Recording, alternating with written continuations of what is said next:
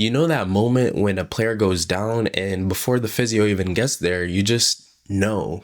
The way they signal to the bench, how they're holding their leg, you know that that's them done for a while. I feel like I'm seeing that moment every single week now, and it's just not me noticing, the numbers back it up.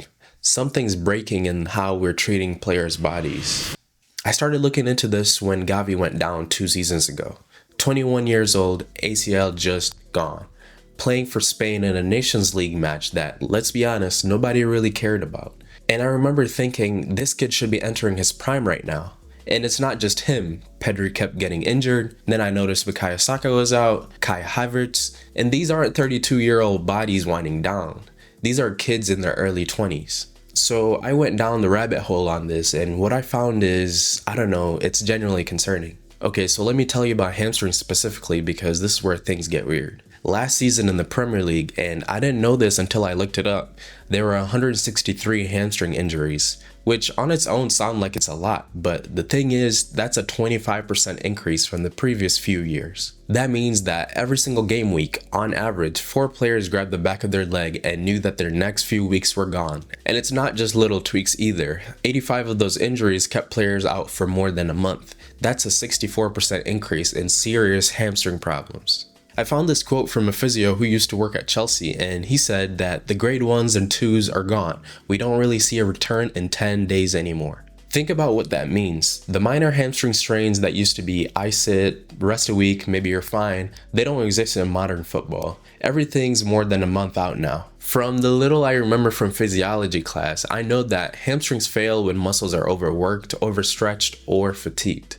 They blow out from explosive sprinting when you're already tired, which is basically what modern football is now. The demand now is to be able to high press for 90 minutes. There's constant explosive movements and recovering to make another sprint when you've already made 15. That's the way the game has evolved tactically, and I mean, it has created exactly the exact conditions for hamstrings to just give up. We're supposed to have better sports science now, better training methods, better recovery technology, but surprisingly, hamstring injuries have doubled over the last 20 years.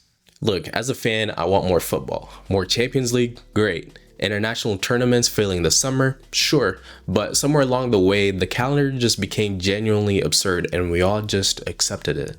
The Premier League actually admitted recently they've run out of weekends. They're a 33-weekend competition now because European football's expanded so much that there's no space left. There will be only one Boxing Day match this year because they physically couldn't fit them in. For the upcoming holiday fixtures, they had to promise that no club would play within 60 hours of another match. 60 hours. That's like 2.5 days between games.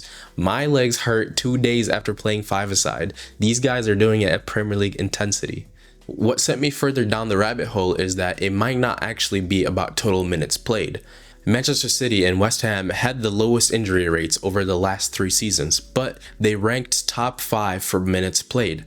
Liverpool, on the other hand, played over 15,000 minutes over those 3 years, and they ended up in the middle of the pack for injuries. So maybe it's not about volume, maybe it's about when it clusters. Playing 3 matches in 8 days while flying around Europe, maybe that's when bodies break. Chelsea is a good example of how this unfolds. In 21-22, they played more minutes than any English team, 5,790 in total. That included a mid-season trip to Abu Dhabi for the Club World Cup. The next season, their bodies gave out. Averaging 10.7 injuries per 1,000 minutes, they lost approximately 1,800 days to injury. It's like all that accumulated load just caught up with them at once. Tottenham had a nightmare last season also. They started the year off looking properly exciting under Postecoglou, playing entertaining football, high pressing, genuine optimism. Then it all just collapsed. Maddison went down, Van de Ven's hamstring went, one after another until they'd racked up 41 separate injuries. They finished 17th, which if you would have told a Spurs fan that in August, they would assume that you were talking about a completely different sport entirely. The part that gets lost when we're talking about millions of pounds and injury rates per 1,000 minutes is that these are just people with careers they've worked hard their entire lives for. Gavi's 21. He should be entering what could be the best years of his career. Instead, he's still doing rehab and dealing with the reality that his injury risk just went all the way up. Pedri is 22 and is already being labeled injury prone. Bukayo Saka, one of the most exciting young players in the world, dealing with serious hamstring issues at 24. These are guys who should be bulletproof at this age, but they're having muscle problems you'd expect from someone managing their decline. I think about the players we also don't see, the squad players, the guys on the margins. One long-term injury and they might lose their contract, their career, everything. I think about that more than maybe I should. Like, we treat injuries as this inevitable part of football, which is true, but each injury is someone's life getting derailed, and that's a little bit heavy when you sit with it. I keep coming back to who benefits from more games. FIFA, UEFA, leagues, clubs, even broadcasters. Everyone's making more money. And when a player gets injured, there's another kid ready to step in. To be fair, if you spent 80 million on someone, can you really afford to rest him? If your job depends on results, can you really not play your 75% fit star? Probably not. And we're complicit too. When our best players are rested and then we lose, we complain. We want the strongest 11 every match. And then we're surprised when they break down. I've definitely been guilty of this, screaming at the TV about team selection on a Wednesday night, and then wondering why everyone's injured by March. I don't really know how to wrap this up because I don't think there's a neat conclusion here. More competitions are being added, not removed, and the game keeps getting more and more intense, more demanding. Every week I check the injury news and the list is just getting longer.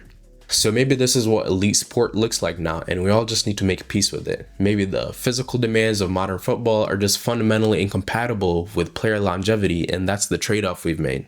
But I keep thinking about Gavi. 21 years old, knee gone, for a match that nobody really cared about, as well as all the unfortunate others, including the kids coming through academies right now, who we might be setting up for the same fate. Behind every statistic, every injury per 1,000 minutes, every 8 million hamstring is actually someone's career, someone's body. And we're all just watching it happen week after week, season after season. I don't have an answer to this. I'm not sure anyone does, but it's been on my mind and I just wanted to talk through it. And maybe you've been thinking about it too. Feel free to let me know your thoughts in the comments. As always, thank you for tuning in, and I really appreciate the love and support that I've been receiving. I'd like to get a few more videos before the end of the year, but as always, I'll see you on the next one. Peace.